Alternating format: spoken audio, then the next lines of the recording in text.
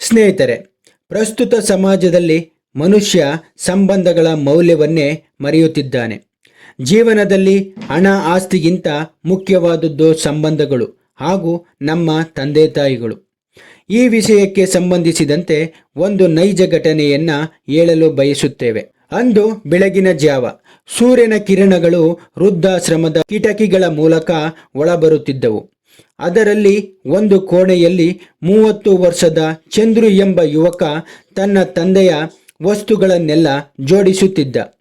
ಚಂದ್ರುವಿನ ಮನಸ್ಸು ಒಂದು ಕಡೆ ತನ್ನ ತಂದೆಯನ್ನ ವೃದ್ಧಾಶ್ರಮದಲ್ಲಿ ಬಿಟ್ಟೆ ಎಂಬ ಬೇಸರದಿಂದಲೂ, ಮತ್ತೊಂದು ಕಡೆ ಹೆಂಡತಿ ಗಿರಿಜಾಳ ಮಾತುಗಳು ಅವನ ಕಿವಿಯಲ್ಲಿ ಗುನುಗುತ್ತಿತ್ತು.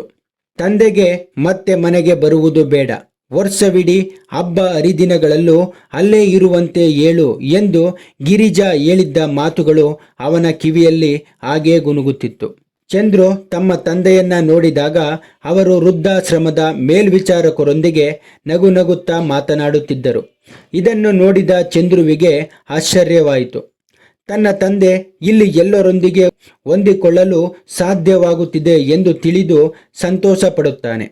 ಚಂದ್ರು ತನ್ನ ತಂದೆಯ ಕೋಣೆಗೆ ಹೋಗುವ ದಾರಿಯಲ್ಲಿ ಸಿಕ್ಕ ಮೇಲ್ವಿಚಾರಕರನ್ನು ನಮ್ಮ ತಂದೆ ನಿಮಗೆ ಹೇಗೆ ಪರಿಚಯ ಎಂದು ಕೇಳುತ್ತಾನೆ.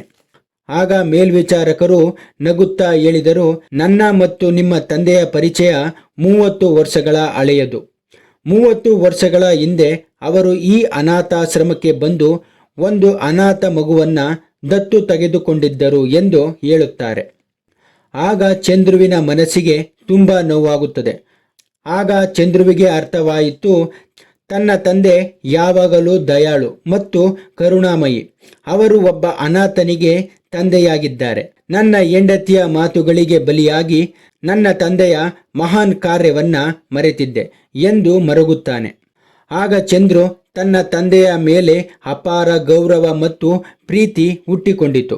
ಅವನ ಕಣ್ಣುಗಳಲ್ಲಿ ನೀರು ತುಂಬಿತು. ತನ್ನ ತಂದೆಯ ಕಾಲಿಗೆ ಬಿದ್ದು ಕ್ಷಮೆಯನ್ನ ಕೇಳುತ್ತಾನೆ. ಅಂದು ಚಂದ್ರುವಿಗೆ ಅರ್ಥವಾಯಿತು, ಜೀವನದಲ್ಲಿ ಸಂಬಂಧಗಳು ಎಷ್ಟು ಮುಖ್ಯ ಮತ್ತು ಅವುಗಳನ್ನು ಹೇಗೆ ಬೆಳೆಸಿಕೊಂಡು ಹೋಗಬೇಕು ಎಂಬುದು.